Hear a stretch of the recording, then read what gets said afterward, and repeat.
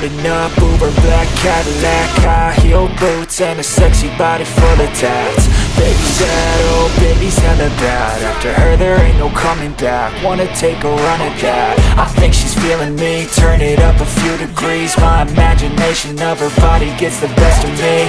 Oh gosh, she's such a tease. Big lips, bruised knees. I'm addicted to her, need her touching me. Cause she got a bad little waist, and we tearing down this place off the liquor that we chase. Casamigos to the face, baby, I don't need no space. Coming closer for a taste, and I'll show you how I make everything just fade away. Cause she's like sex, drugs, cocaine, body so insane. Jealous of the clothing that she wears up on that tight frame. All game, no shame, baby game. Hey guys, today we're going to go over some of the basics, including a cold start of the Focke-Wulf 190 Dora-9 D9 and DCS.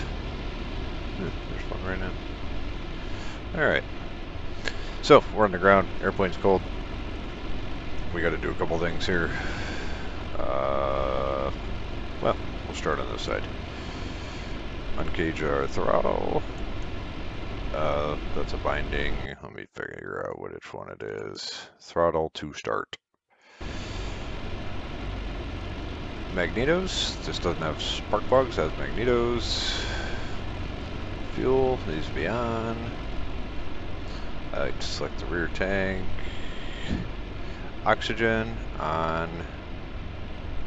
Flip the circuit breaker panel. I like to start from down here because it's the battery generator. All this stuff. Some of them are like pitot heat, you know, flight suit heat. So, but I just turn them on. I don't turn this one on. This is your MW50 switch, and if you don't have MW50 on, if you have gas in it instead, it'll pour gas on top of your cylinder head. So make sure you know which one that one is. It's MW50, yes. If it's filled with fuel, no. Okay. Anyway, so now that we've got her all, batteries are all on, everything's running, we can go ahead and let's test. Let's hold brakes. Flip the cover off of the starter. So we have to first charge it. Let's go ahead and close our canopy so we'll be able to hear what those guys are taking off.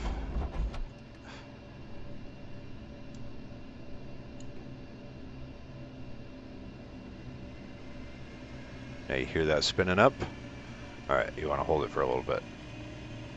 Some people say like 20 seconds, 25, whatever. Hold it for, you know, until you're satisfied.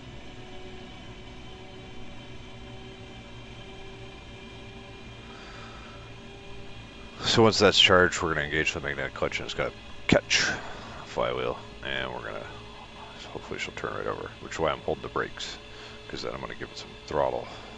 Oh, while I'm doing that, I should prime it. I don't know what the requisite number is. That looks good. Alright, let's see if she'll start. There we go. Now I like to run her up to about 10 to 12 RPM, 100 RPMs, just until our temperatures get up. And I like to look out here, and I like to open my cowl flaps manually, make sure we're getting enough coolant while we're sitting on the ground. She will overheat if you sit on the ground forever too much. Now's a good time to recheck your fuel gauges. Nothing in that one, just as there should be. That's your aft tank, that's your forward tank. Forward tank is full. Good, alright. So, gauges here while we're going over this. Secure the starter. Or I'll just do a quick walk around with the cockpit. That's your electric kill switch or emergency equipment instruction. That's your primer, radio volume, radio frequency, pre-selected. These are your flaps over here. So this is the fully down position. Takeoff position is right there. And you can see on the wings, 60 degrees is full. When you take battle damage, the flaps are electronically actuated, not hydraulically actuated. So you won't lose hydraulic pressure but if you get damage to this wing instead of that wing, or vice versa, you can have it where you have asymmetrical flaps, which you do not want coming into land. So check to make sure they're both, I put them down to the takeoff position when I'm coming in with battle damage. Check to see if they're both at 10, and then I'll lower them all the way. So we can leave those to take off right now. This is your landing gear. Red is covered and guarded. It will retract the landing gear on the ground. Trust me. This is your MW50 switch. Oh, sorry. This is your trim switch. So, forward. Or that's backward. That's, yeah, nose up. And that's nose down. These are your magnetos.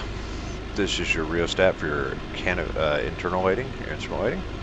This is your MW50 switch. If you have MW50, flip that on. We can go ahead and throttle back so we know where we can engine. Yeah. Sounds good. Sounds good. Sounds good. So, this is your fuel tank selector. Close that for both. Which we should be, yeah, we should be in both. This is your emergency gear handle. Yep, I was right. Hey, look at that. This is your emergency mode handle. Don't really know what that does. These two, however, I do know what they do. This one is your jettison fuselage doors. So if you got a drop tank, boop, pull that. If you want to get rid of it. I can't remember what this gauge is. Kilograms per square centimeter. I don't know. I'm sure it's something important. Temperature gauge, Celsius. Temperature gauge. This one will get hotter before this one does. Sorry, this isn't very specific. This isn't Greg's Airplanes and Automobiles. I'm telling you what you need to fly the plane in the simulator. Most of the time, watch his videos on the Dora if you want specifics on everything. That's your MW50 gauge. So when you turn it on, it'll sit here. If you're at a high enough RPM, it'll go boop on, which means you're getting MW50. MW50 is a coolant. That's the way it works. It cools down the cylinder heads so that you can run at higher RPMs and higher manifold pressure, giving you a burst of speeds. Okay, so it's 50% water, or 50% methanol, 49% water, and 50% engine oil, according to Greg's Airplanes and Automobiles. And, you know, I trust him.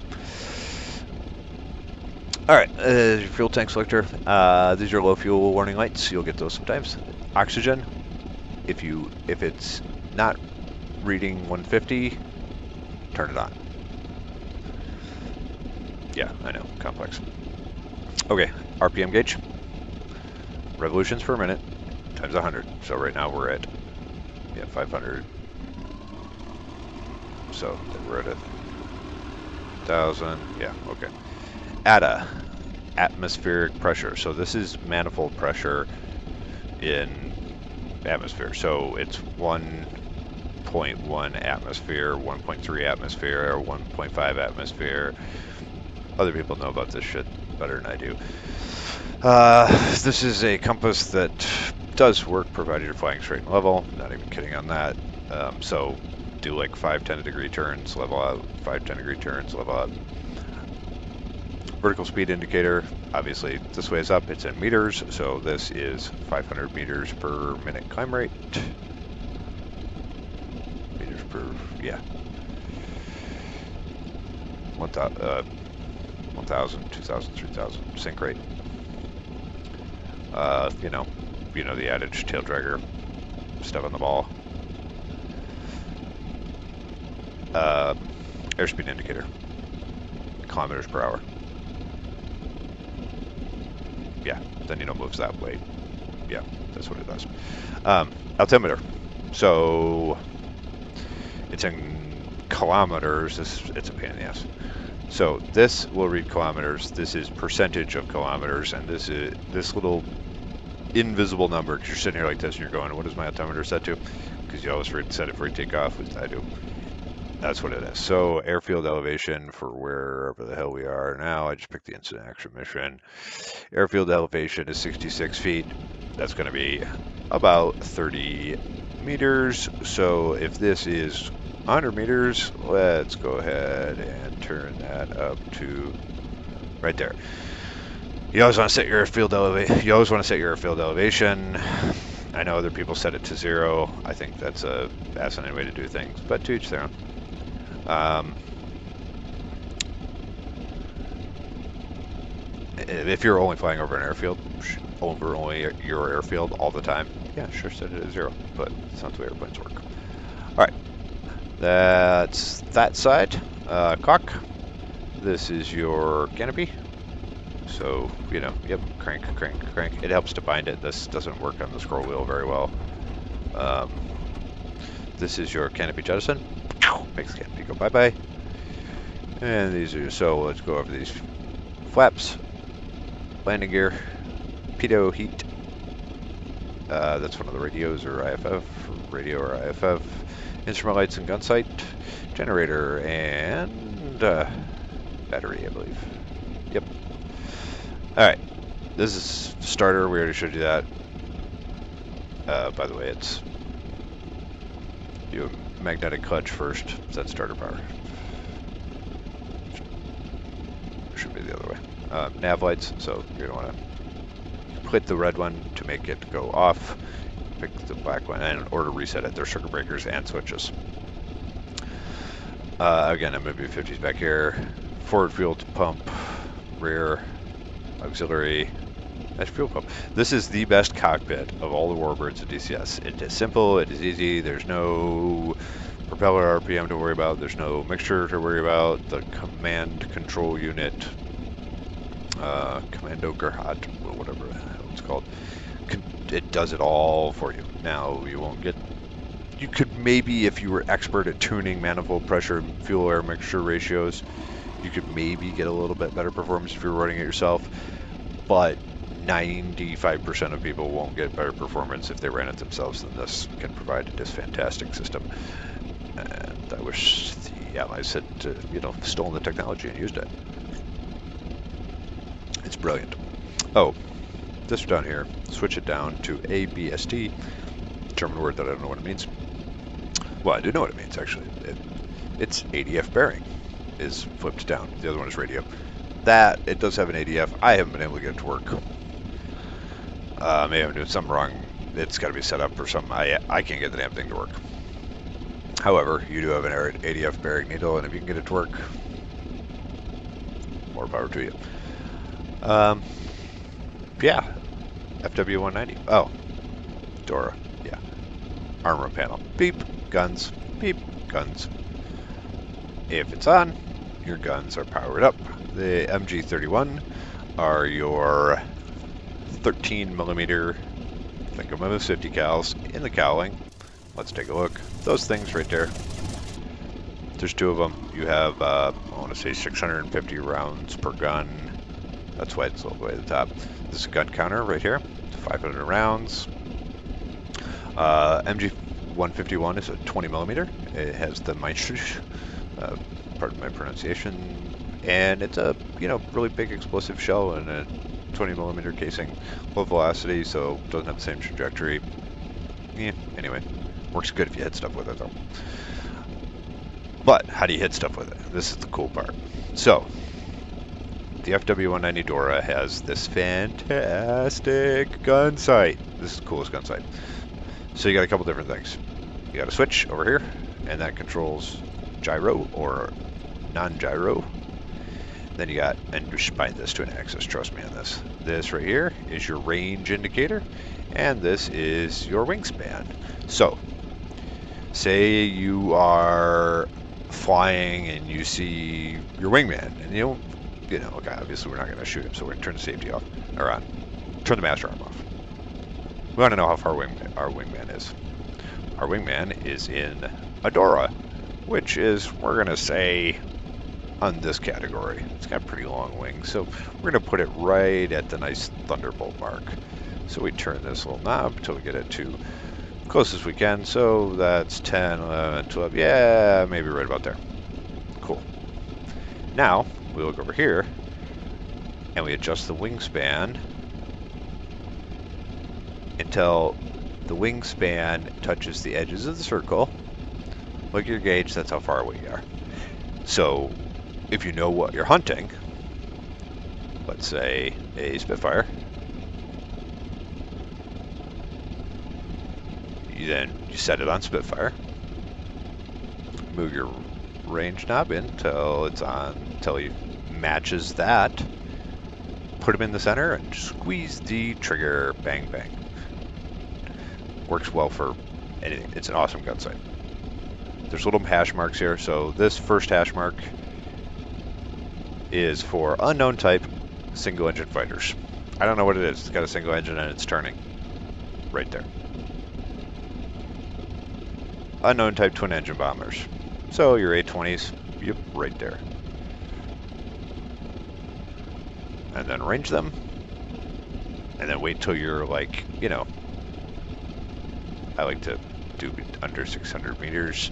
And they fill that and just hose them up, come up from below and behind on the A-20s, and they can't touch it. You can just decimate them. And then we go. This is for 4-engine heavy bombers of unknown. So big, it's got 4 engines. Set your gun sight to that. Zoom it in and out to get the range. Automatically calibrate for the gun. Pull the trigger. Cool. Done. All right. So now, how do you get this damn beast in the air? Couple tricks. First of all, remember, this is your slip indicator. Step on the ball. Not hard. Gently. She's sensitive. So, pull the stick back and hold it back, and it locks the tail wheel and you won't slide around. If you let it go, you can do other stuff. She doesn't turn with a rudder. She turns with differential braking. So, hold the stick back as you're taxiing forward. Lock your tail wheel. Approaching a turn, start tapping your brakes.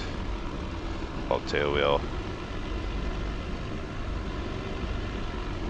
Stick forward, tap brakes.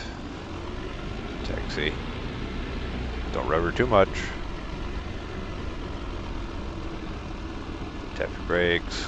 A little stick release, south forward.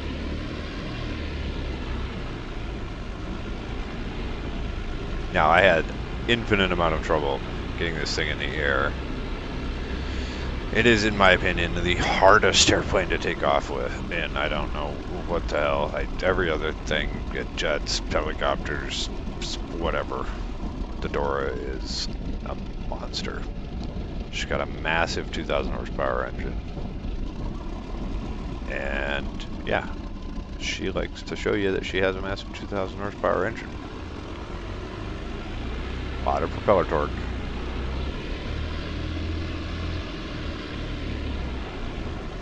And she doesn't have the big fuselage of the Thunderbolt, you know, kind of. She likes to wander about. But we'll get her up in the air here.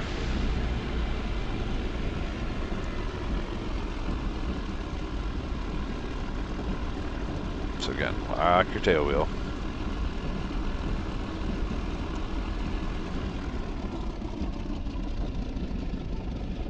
Check both ways. We're good. Stick forward. A little bit of brake. Other brake.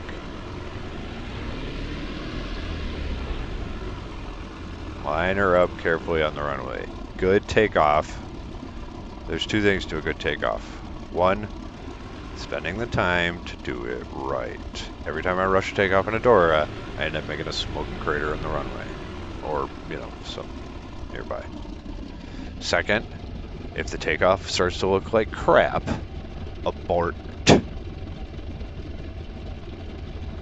Pull back on the power, start gently applying the brakes, taxi back and try it again. You'll actually be able to get in the air, you do that. If you just push a bad situation, you're not going to know what you're doing wrong. If you abort when it goes wrong, you'll start to see what you're doing wrong and you'll correct. Doesn't mean I get it every time. She is a monster. A couple more things to go over before we get in the air. Rockets. This is your rocket arming panel. This arms them. This is supposed to be for jettison and it doesn't seem to work, so ignore this side of the switch. This is the one you want. That one. This is bombing right here. This will light up if you have bombs on. You switch it to, well, 99% of the time, you're going to switch it to the left and OV. That is dive bombing, instant fuse. Dive bombing, delay fuse. Off. Level bombing, delay fuse. Level bombing, instant fuse. I don't know what exact calibrations it does on this side of the selector. I've never used it on that side of the selector. All right, let's get the door in the air. So, brakes on. Stick back. Check our trim. I like to put in about, we're going to say right there. Sometimes. She's light, so, or well, she doesn't have bombs or anything. Rev up gently to about 2,000 RPMs. Let it steady, make sure she doesn't blow an engine, check your gauges. Alright, now let off on the brakes, same time, and gently advance the throttle forward. Start putting in a little bit of right stick pressure while holding her back. Gently advance the throttle. Stomp on it, she's gonna go sideways. Start putting in a little bit of right brake as you get her going. 100 kilometers an hour, start letting forward on the stick and pushing that throttle forward harder.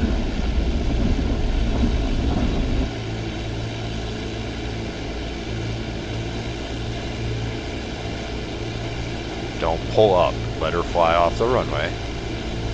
You gotta tell 400 kilometers an hour to get your gear up, so don't worry about it. Get a stable ascent rate.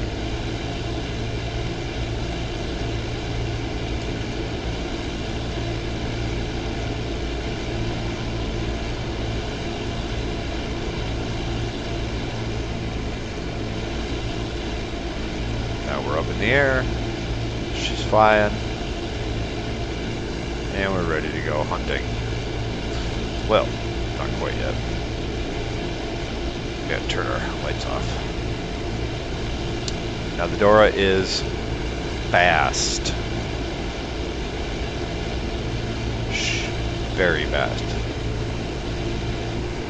You can get into trouble in this airplane very quickly. She starts to run out of steam about. Highest I've ever had her is 42,000 feet. That's with this view right here. The altitude.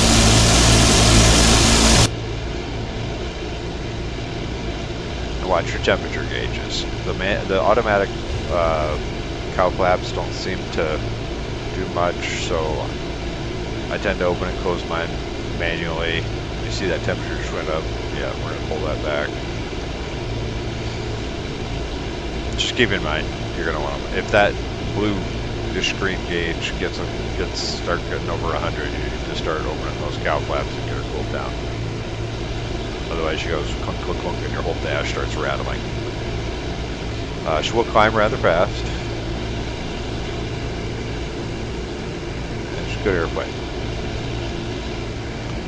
Anyway, that's what we have on the Dora. So from takeoff, from cold start to getting her started, running down the runway, and getting her airborne. I hope that helped you, and if you're like me and you're a little hesitant about warbirds, yeah, give it a try. Having a little bit of fun with them. It's they're a handful, but you know, there's a lot less to bind on them. And it's good fun. Spitfire's good fun. Mustang, the Thunderbolt. Thunderbolt's probably the easiest one of the warbirds. She's just a big, stable bird. The A8, I don't own the Mosquito, Barry does. They're good fun, give them a try. Hopefully Eagle Dynamics will put a little more effort into giving us assets and targets to go along with these wonderfully fun aircraft.